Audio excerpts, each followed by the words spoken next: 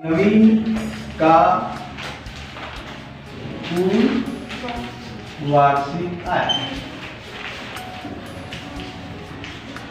कितना है? 7,20,000। ठीक है। यदि ये जो है मासिक रहता तो हम किससे गुना करते? 12, क्योंकि हमको गणना वार्षिक में करना है। ठीक है। साल में एक बार टैक्स देना है, इसलिए वार्षिक गणना किया जाता है। तो हमको यदि मासिक रहेगा तो हमको वार्षिक बनाना है, तो वार्षिक बनाने के लिए 12 गुना करते हैं। यदि मासिक है तो ये ऑलरेडी वार्षिक है, तो आपको इसमें कुछ करने की जरूरत नहीं है। अब देखो, अब कर में मुक्त राशि कौन कौन से होगा? कर मुक्त राशि अनाथ आश्रम में कितना हजार जमा करता है? 15,000। 15,000 अनाथ आश्रम है ना, अनाथ आश्रम। ठीक है। अब इसका कितना परसेंट लाभ मिलता है? 50%। तो 15,000 का 50%, 15,000 गुना 50/100 का मतलब गुना होता है प्रतिशत, हटाना है इसलिए 1/100। पहले बताया था हमको प्रतिशत को हटाना है तो 1/100 से गुना करते हैं। ठीक है। कितना आएगा? 15×5 = 75 और 200 को लगा लेंगे, 7,500। ठीक है। 7,500 रुपया का मुक्त राशि हो गया। और है क्या कोई खुशी में दान करता है क्या? देखो, है ना। यदि ये प्रधानमंत्री या मुख्यमंत्री राहत कोष में जमा करते तो कितना लाभ मिलता है? उसको पूरा पूरा माइनस करना पड़ता। 50% वाली कोई बात नहीं है ना। कोरोना काल में एक आदमी का पेमेंट कटा है तो उसको हम लोग डायरेक्ट तो माइनस कर दिए, एक दिन का पेमेंट को, कोई बात ही नहीं है ना। तो उसमें 100% छूट मिलता है। वो 80G के तहत कहलाता है। जो दान देते हैं वो किसमें कहलाता है? 80G। ये भी 80G के अंतर्गत ही आएगा, कर से बचने के लिए, है ना। तो कर में छूट के लिए, कर में छूट के लिए बचत कौन कितना कौन बचत राशि देखते हैं। क्या काम जमा करता है? माननीय भविष्य निधि। कितना? 4,000। और किससे बचत करता है? भारतीय जीवन बीमा। भारतीय जीवन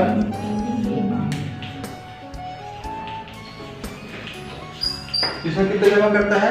20,000। और किसी जमा करता है क्या? तीसरा राष्ट्रीय बचत पत्रिका। राष्ट्रीय बचत पत्रिका में कितना हजार जमा करता है? 30,000। और है क्या? यहाँ पर तो जो मासिक है उसको किससे गुना करना है? 12। इसको हम 12 से गुना करेंगे, 12×4 48,000। ये सभी भारतीय, ये क्या है? वार्षिक है। इसमें कुछ नहीं लिखा है, मतलब वार्षिक है या वार्षिक लिखा है तो वार्षिक ही है ना। और जिसमें मासिक लिखा है उसको 12 गुना करेंगे। ठीक है। तो चलो अब टोटल करते हैं। कुल बचत कितना? कुल बचत किया 0 0 0, तीनों में 0 है, 0। ठीक है। और ये हो जाएगा 8 और 4 2 6 6 3 9। कितना हजार बचत किया? 100,000। छूट योग्य राशि। चाहे तो यहाँ पर भी माइनस कर सकते थे। ठीक है। 7,20,000 को 20,000 में 7,20,000 में 7,500 को माइनस कर सकते थे, लेकिन यहाँ पर भी क्योंकि ये भी छूट 6 प्रकार से, ये भी छूट है ना, दोनों को एक साथ जोड़ लेते हैं तो कितना हो जाएगा 7,500 धन 98,000। कितना हो जाएगा, कितना हो गया 1,05,500। ठीक है, इतना तो उसको क्या मिलेगा छूट। अब कर योग्य राशि निकालेंगे। कर मतलब ये है कि कर पटाना है तो इसको हम लोग घटा देंगे क्योंकि इसको इसमें छूट मिलता है ना। तो कर योग्य राशि, कर योग्य राशि में क्या हो जाएगा, उसका साल भर तक कुल आय में घटाएंगे 7,20,000 माइनस 1,05,500। इसको क्या करेंगे, घटाएंगे, मतलब 6,14,500 पर उसको टैक्स देना पड़ेगा। अब टैक्स की गणना करना है तो टैक्स की गणना किसके हिसाब से करना है, जो आप लोगों को स्लैब दिया है ना, क्योंकि अलग अलग सवाल में अलग अलग स्लैब दिया है ना। किसी में 2 लाख तक छूट है तो किसी में 3 लाख तक छूट है, किसी में 2.5 लाख तक छूट है। तो जो प्रश्न में जो भी आप लोगों को जो स्लैब दिया रहेगा उसके हिसाब से आपको सवाल को हल करना है। ठीक है, 2 लाख तक कोई आयकर नहीं है। ठीक है, तो 2 लाख तक हम छूट करेंगे। तो सबसे पहले मैं तुम लोग को सलाह दूंगा, इसको जो स्लैब दिया उसमें पहले बांट लो। ठीक है, तो इसको क्या लिख सकते हैं, जो स्लैब दिया उसके हिसाब से। ठीक है, 2,500 सैकड़ा 1,000 10 लाख का क्या है 0%, मतलब छूट है। 2 लाख तक क्या है, छूट है, टैक्स नहीं देना पड़ेगा। अब देखो, अब 2 लाख, अब यहाँ पर दिया है 2 लाख से 5 लाख तक 10%। तो अब 2 लाख और 5 लाख के बीच कितना आएगा, 3 लाख आएगा। ठीक है, 2 लाख और 5 लाख के बीच में कितना आएगा, 3 लाख। तो 3 लाख का कितना है 10%। ठीक है, निकालेंगे उसको बाद में। उसके बाद अब देखो 3 2 5 लाख, 6 लाख में 5 लाख का हिसाब हो गया। अब कितना बचा, 1,14,500 धन 1,14,500। इसका कितना निकालेंगे, 20%। ठीक है, तो ऐसे पहले कर लेना क्योंकि जनरली यहाँ तक सबको आ जाता है, जिसमें छूट मिलता है सब घटा लेते हैं, वो माइनस जरूर कर लेंगे, लेकिन यहाँ पर गणना करते समय अटक जाते हैं। तो गणना करने के लिए जो आयकर योग्य राशि है, जो आयकर योग्य राशि है उसको क्या कर लेंगे आप, स्लैब के हिसाब से पहले बांट लेंगे, है ना। 2 लाख तक छूट है तो 2 लाख लिखेंगे, 3 लाख छूट है तो 3 लाख लिखेंगे यहाँ पर। ठीक है, उसके बाद 2 लाख से 5 लाख के बीच है तो 5 में 2 को घटाएंगे, कितना बचेगा, 3 लाख, है ना। अब उसके बाद शेष राशि कितना है, 1,14,000। यदि और आगे रहता तो और वैसे ही करते अपन, है ना। तो जैसे यहाँ पर 5 लाख से 10 लाख के बीच में, तो यहाँ पर क्या 5 लाख लिखते, लेकिन 5 लाख आगे और राशि है कि नहीं अपना, तो यहाँ तक लिखना है। ठीक है, अब क्या करेंगे, यहाँ पर फिर से लिखेंगे 2 लाख का तक छूट है तो 0 हो जाएगा। ठीक है, अब क्या करेंगे, 0 रुपीस लिख देते हैं यहाँ पर। अब उसके बाद 3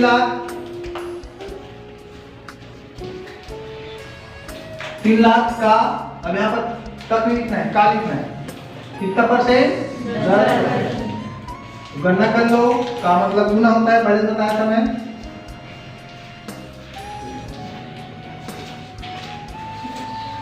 10/100 कर जाएगा, 3 एकम 3। ठीक है, कितना आ गया, 30 लाख। अब उसी तरह से अब किसका निकालेंगे? 1,14,500 का। कितना परसेंट है? 20%। 20%।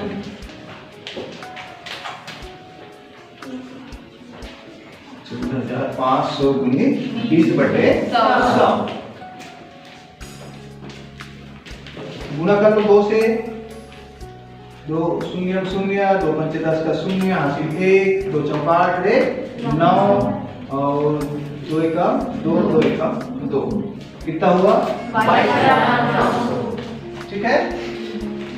अब कुल आय, सॉरी कुल आयकर राशि कितना हो गया? 30,000 प्लस 22,900, उसको जोड़ेंगे कितना आएगा? 52,900।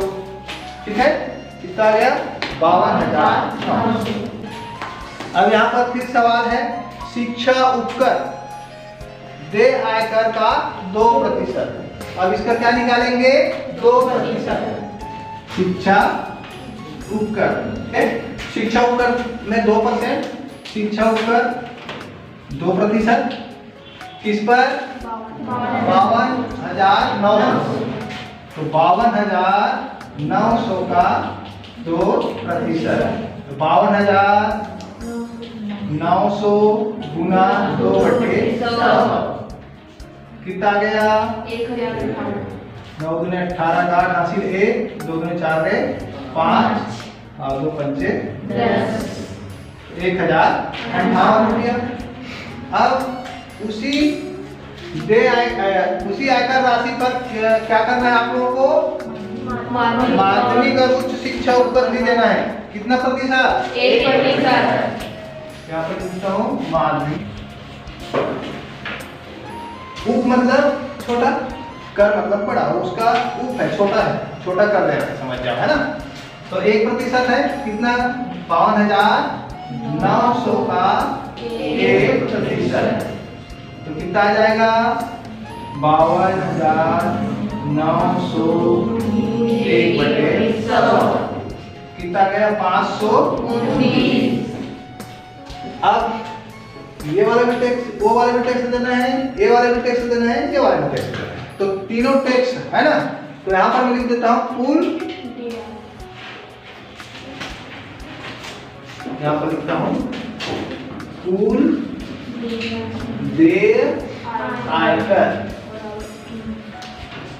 आयकर बराबर क्या हो जाएगा? 52,000 कर देता हूँ 52,900 प्लस 1,058 प्लस 519 कितना हो जाएगा? 54,487। ये टोटल आपको इतना दे आयकर होगा, मतलब इतना आयकर आपको देना पड़ेगा। किसको? नवीन है क्या? तो नवीन को कितना आयकर देना पड़ेगा? 54,487। ठीक है, समझ में आ गया? इसी तरह से सभी सवाल को बनाना है। और दूसरी बात है कि यहाँ से हर साल एक आध साल छूटता होगा, 6 नंबर का ये क्वेश्चन जो दीर्घोत्तरी क्वेश्चन में आता है, दीर्घोत्तरी प्रश्न में आता है और 6 नंबर का आता है। आप अच्छा समझ जाओगे तो 6 नंबर कहीं नहीं जाएगा। ठीक है, समझ आ गया? बना लोगे सभी सवाल? चलो ठीक है।